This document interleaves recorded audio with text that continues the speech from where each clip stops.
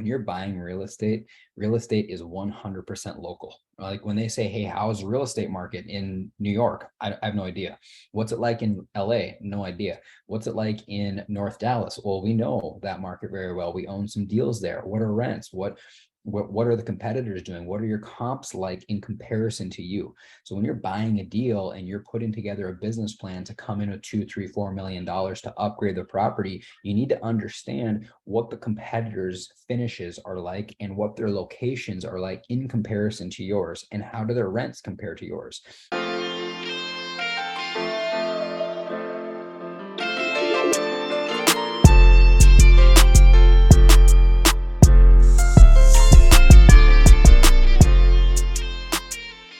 Ladies and gentlemen, welcome to episode 69 of Keeping It Real Estate.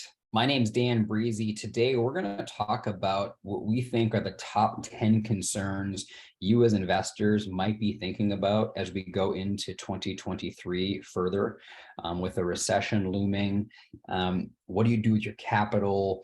When is a deal and actually a good deal? Maybe some of you got burned by some bridge debt and now you're very hesitant to continue investing. So let's just dive right into it. Number one is debt markets. Obviously, the biggest thing we've seen over the last 2 years is bridge and variable debt that came around, and it was pretty much the only way people could get deals done because the market was so aggressive with people chasing yield and trying to find returns with their money that was sitting idle. One of the things that we've adjusted come, let's just call it May of last year, is only buying with low leverage fixed debt. I think, you're seeing a lot of concerns with some of these deals that were put together with bridge debt, and their interest rates have run up massively in the last 12 months. And loan payments have maybe doubled or potentially more. And unless that deal sponsor has a serious deep pocket of liquidity, or they put a conservative rate cap on, and a rate cap, if you don't know what that is, you guys, it's like an insurance policy that caps what your interest rate can go. And then that insurance policy kicks in. So if you have a rate cap, you might be totally fine. Is it long enough? Like, does it go out 2-3 years? And is it a 0.5%? Is it a full percent? Is it 1.5%, 2%? As it gets higher up, there's a bigger gap. The rate cap was cheaper, but now your interest rate has more room to run, meaning your debt cost went higher. Long story short, if you're invested in deals where you have and it's a variable rate loan, most of your sponsors should be, if they haven't already, seized cash distributions, are hoarding cash, and should be hunkering down to get through this storm. There's a lot of talk that if we can just make it through the next 12 to 24 months, that rates will come back down. Historically, that has been what has happened when interest rates rise up with the last rate hike, within, I think they're saying 12 months, they start to cut, or even 9 months, they start to cut. So when will that last rate hike be, is I think what we're all watching for. And then for the deals that do have the bridge debt, how much liquidity and how much do they actually have every month as far as rate cap payments to get them through that? If you want to eliminate all of that and not have to deal with that uncertainty, go low leverage fixed debt, ladies and gentlemen. The downside to it that people are going to say is, well, yeah, you have a huge prepayment penalty. My point that I would argue that is, say, yeah, you do have a bigger prepayment penalty, but it allows you to weather a storm and wait for an aggressive buyer, where you're going to get far more than you might get if you have a bridge loan and need to sell. It's the deals that need to sell in the next 12 to 24 months that have capital at risk for investors. If you don't need to sell and you have low leverage, locked in fixed debt, you're going to ride this storm out, and you're going to wait for the market to come back, for the debt market to heal itself, and you're going to sell when the time is right. So, the other benefit of variable debt would be that you can get in and out quicker with less of a prepayment penalty. But it's more of a flipper's mentality. We're taking the position that we're here to invest. We're buying deals to grow wealth over extended periods of time. So our investors who are into that model are going to stay with us. For the investors that want to be in and out, they're going to have to find another general partnership group that will be more aggressive with their debt, which is really just taking more risk. I mean, at the end of the day right now, ladies and gentlemen, every single deal that has a bridge loan on it is in Jerome Powell's hands. And if you're going to be an investor and you're going to allow the Fed to control your deals, that's more gambling in our book than investing. So as you're looking at deals moving forward in 2023, you're going to see far more with low leverage fixed debt, because that's the only way you can buy. So it's actually an inverse feeling. Last year, everyone was jumping into these deals, deal after deal, getting into high leverage variable debt. Well, now if you're buying a deal with low leverage fixed debt, which already puts this level of security in place, this level of just solid hold period. You're not going to have this huge fluctuation with your debt expense. So it's a feeling that you want to hold your cash now and not get into the deals. Whereas this is the time of the year this year and in 2024 where you're going to want to strategically get into some deals. And I'm going to go into some other things that I would be looking for. If I'm looking at a deal as a passive investor, what are the things that I'm looking for? So let's continue on there. The thing with some of this low leverage fixed debt too that you can watch for, is it Fannie and Freddie? Is it non-recourse? Is it how many years of IO? Is the rate locked? If so, for how long? If there is a prepayment penalty, just ask them what it is. Is it yield maintenance? Is it defeasance? Is it step down prepay?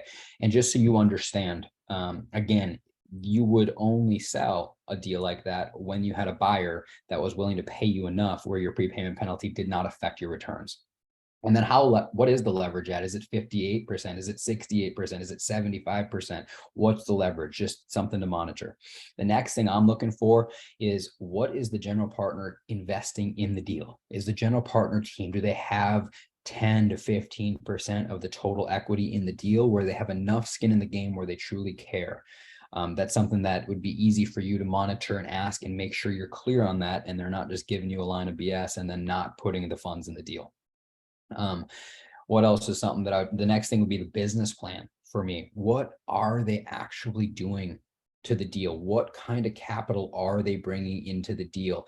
Is the business plan going to make your property the best of your competitors? When you're buying real estate is 100% local. Like when they say, hey, how's the real estate market in New York? I have no idea.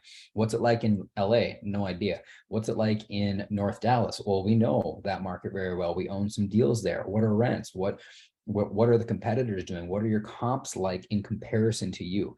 So when you're buying a deal and you're putting together a business plan to come in with $2, $3, $4 million to upgrade the property, you need to understand what the competitors' finishes are like and what their locations are like in comparison to yours, and how do their rents compare to yours. If you can get that real-time data, primary data, we call that, where you actually go and physically shop the competitors, you see the location, you see all of the businesses around it, you'll get a good feel. Is if you were the tenant and you were going to rent in this submarket, what would be the reason you'd rent in property A versus property B or property C or your property? And what do you need to do when you're coming through your business plan to be the best in the submarket? Next would be location and submarket. So when we're buying deals these days, we're not buying in states that are not landlord friendly. One of the things that we definitely changed pre-COVID to now is, if a state is not landlord friendly, which just means that if tenants are not paying, you can evict. Right now, if you're in a state that's very landlord friendly, tenant friendly, you're unlikely to be able to get your tenants out, even though they're not paying. The judges, the court system will side with the tenant and give them more and more time to try to get their finances in order. Meanwhile, you have lost a lease, you have bad debt ramping up, you don't have income coming in. So we're never buying in markets that are not landlord friendly. The next thing would be business friendly. Is there major job growth? If you don't have jobs, you don't have people. If you don't have people, you don't have tenants. Without that, you have no income. So are you in a business friendly state where there's major job growth and population growth? And then lastly, what are cap rates like in that market? Can you buy for cash flow? Cash flow solves all problems in real estate, because at the end of the month, after all expenses are paid, including your debt, you still have money left over that's continually building your cash balance. As long as you have cash flow, it doesn't really matter what's happening in the market, because you're getting money every month to pay back to your investors, to give them some passive income. And that passive income on these deals will continue to rise in the right markets with the right business plan. Team. The next thing I'm looking at is who is the general partner team? What's your track record like? And then what is the property manager's history with that general partner team? The thing that will make or break these deals, you guys, is do you have the right general partner team with the right education and knowledge that hired the right property manager that put the right team in place? Because the team that's running the deal, the on-site team and your maintenance team, will drastically dictate the performance of the deal. Because if you don't have the right leasing agent, it doesn't matter who walks through that door. They're not going to want to stay at your building. If you don't have the right maintenance team, it doesn't matter if you've put great people in and you don't take care of them, they're going to non-renew. So getting to know the general partner team's track record and their relationship and history with the property manager is incredibly important. Can you find and verify that they have had some deals go well with that management company? That's a massive, massive thing. Asset manager. Who is the asset manager that is going to be overseeing the business plan and the property manager, and are they local? If you're buying in a market where you don't have someone with boots on the ground, it's challenging to know how the value add play is actually working. How is the work, after it's done? What's the quality? What are your rent ready units like?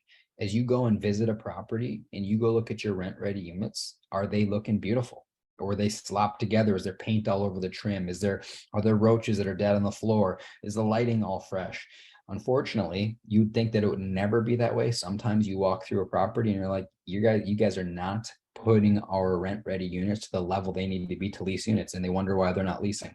So you want to have an asset manager who is local to the market, who can show up announced and unannounced, see rent ready units, see how the team on site is conversing with the current rented residents and future residents. And you don't want to be sitting there all day micromanaging, but you got to have a feel of, do you have the right people in place to take the deal where it needs to go? The looming recession, 2023, there's a recession coming, and it causes a lot of fear, and you want to hunker down and you want to hold. And of course, you got to have enough cash liquid. At what point do you decide, okay, we're at the bottom, or we think we're at the bottom? I mean, I hear it all the time. Warren Buffett says it too. I don't know when the bottom's in. We're out here to buy deals that hit our investor returns based on our buying criteria. So this comes back to, how much do you trust your general partner team, and how great is the data they're using in their spreadsheet to give you the returns they're saying they can do? So, would I invest in a deal in New York at any time? Probably not. I just wouldn't do that. That's not my investing criteria. What is your investing criteria? Get clear on your criteria. Get clear on some of the markets and submarkets you're investing in. Get clear on some of the general partners like, and trust. Get clear on what you're comfortable with in their underwriting. And if you're not clear on how they're underwriting a deal, give them a call. Anyone right now, if I'm going to invest with them and I don't understand their underwriting, I'm going to take a look. If I don't understand their debt and I can't understand their debt in 15 seconds or less, I'm not going to invest. If you can't explain the debt to me in layman's term and I can't understand it 15 seconds or less, I'm not going to invest. If you can't explain the sponsor split in 15, 20 seconds or less, I'm not going to invest. Too complicated. Complication, complicity kills deals. It is the death of deals. Pro forma rents, big thing in the news right now is markets, rents are coming down, rents are lowering, and I agree with them. We obviously went through these unprecedented times where rents were growing at, call it 15 to 40% in some of these markets in Nashville and Dallas, which is where we buy. And that's not going to last. There's no chance of that. But in the right submarkets, where is the property now and where are you taking it to? So if you're buying a deal and rents are 200 below competitors because you have a management company asleep behind the wheel, can you get to at least the competitors' levels or a little less with your CapEx plan? So what can you do with pro forma rents is 100% dependent on what's going on in that submarket and what your property is being operated at compared to the competition. And you're going to know that very clearly when you go through due diligence, or even if you should before you submit the LOI and you secretly shop all of the competing properties. So pro forma rents, it's 100% dependent on the submarket and where your deal is compared to the competition of what you're able to do. Next, expenses, taxes and insurance. Taxes and insurance, property taxes and property insurance have been going bananas. You have got to have somebody on your team that understands the property tax in these local markets and insurance markets. What is likely coming? What should you use for your underwriting so that you're not completely caught with your pants down that changes everything in year 2, 3, 4, or 5. If you have someone great on your team that this is all they do and they've been monitoring the last 10, 15 years, they can give you projections based off other comps of what to use. You're far more likely to be in a number or put a number in your underwriting that will not wipe out your deal. Comes back to your team. How much experience and how much time have you had with these folks in insurance and property tax? Sponsor splits. Sometimes I'm seeing these deals with 70-30 splits or 50-50 splits, and they have a waterfall structures. If you want to go that route and you want to have pref in there and all this complexity, that's one thing. I'm going to go with a sponsor team that's going to be a very simple split. Maybe it's 70-30 and that's divided 70-30 or 80-20 and it's split 80-20, and the waterfall structure of if we hit this then you get this, and if this happens, and preferred equity. You're just, when are we getting paid? Where are we in the line of getting paid, and what are the actual chances of that? I think it's worth looking into that. Another one, depreciation. People are thinking, well, man, depreciation is not as good, or I'm going to invest in these deals that have this high leverage, bridge debt, and I'm going to go with it because depreciation is stronger. My CPA day one said, Dan, never invest for depreciation. First, invest in a solid deal that like, and trust a sponsor, and then depreciation is second. When you're coming in with lower leverage fixed debt, the depreciation won't be as strong. It won't be as high, but you can almost say with certainty that you'll be able to weather any storm that's coming. Those are some of the top concerns I think are worth looking into here in 2023 and learning more about. If you have any more questions about investing, or if any of these questions brought up ideas, email me anytime, you guys, ladies and gentlemen. Dan@GraniteTowersEquityGroup.com. That's Dan@GraniteTowersEquityGroup.com. And then to our listeners, if you feel concerned about running out of money during retirement, or you just don't know what to do with the capital that's idly sitting in the bank as inflation continues to rip, you need to click the link in the description right now and fill out your contact us form to get added into our database so we can start accessing these deals to you, and we can get on a conference call with you guys to see if what we're doing fits your retirement goals. So hope we added a lot of value to you. Let us know what else we can bring to you to help you become a more sophisticated investor so you can make your money work harder for you, and we'll talk to you soon. See you in a week. Thanks so much.